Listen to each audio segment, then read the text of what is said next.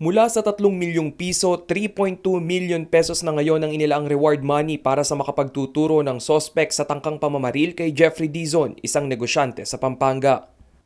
Matatandaang nitong February 29 nang paulanan ng bala si Dizon sa mismong pamamahay sa Angeles City.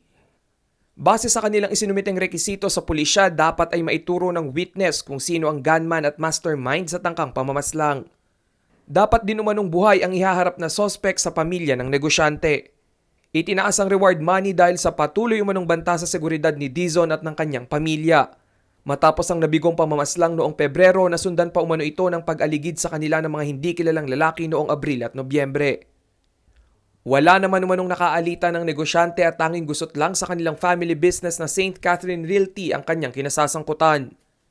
Gayunpaman, kanyang nilinaw na wala siyang pinagbibintangan at blanco pa rin sa kung sino ang nasa likod ng plot assassination.